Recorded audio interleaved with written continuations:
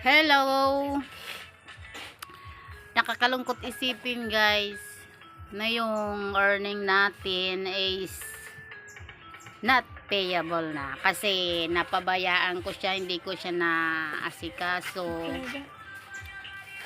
naasikaso guys. Agad na i-set up yung aking ano, kasi yung sa Gmail ko pag message sa akin ni Mita tigas, hindi ko agad napansin kasi yung yung Gmail ko nag full memory, kaya yun hindi ko agad na kita yung message niya sa akin.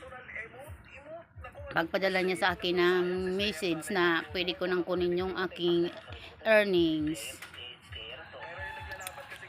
tapos ngayon tiningnan ko not payable na siya guys, hindi ko na siya makukuha. Pinag-recover ko sana kaso talagang wala na. Sayang din guys, mahigit 38,000 yung sasahurin ko sana.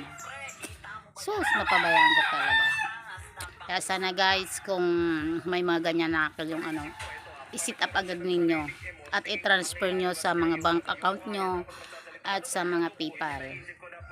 Bali yung aking sasahurin ngayong buwan, naka-set up naman at talagang makukuha ko na siya guys. Hinihintay ko na lang yung update sa akin ni Meta. Magpapadala siya sa akin ng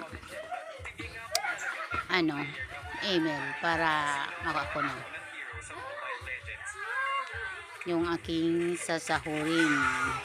Kasi kasun ko na talaga guys, kasi sayang naman iniipon-ipon ko sana yung guys para sa aking bahay na naman, para matapos na.